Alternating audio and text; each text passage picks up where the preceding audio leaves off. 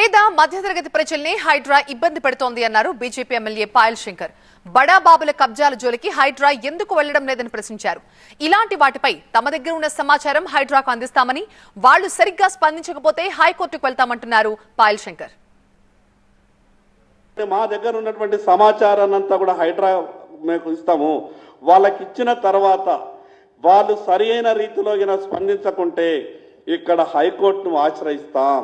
పేదల మీద చూపిస్తున్నటువంటి మీ ప్రతాపంని, ఈ రకంగా వేల కోట్ల రూపాయల భూముల్ని కబ్జా చేసినటువంటి ఆ బడాబాబుల దగ్గరికి పోయేటటువంటి ధైర్యం లేదా, దమ్ము లేదా, లేదా కేవలం ఈ చట్టం పేదలని ఇబ్బంది పెట్టడానికి, మధ్యతరగతి కుటుంబాలను ఇబ్బంది పెట్టడానికి మాత్రమే తీసుకొచ్చిండ్రా?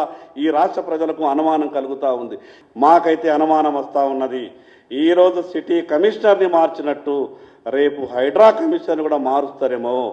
ఇప్పటికే ఎంఐఎం పార్టీ ఒత్తిడి మొదలైంది ఈ రాష్ట్రంలో అని మాకు అనుమానం వస్తూ ఉన్నది.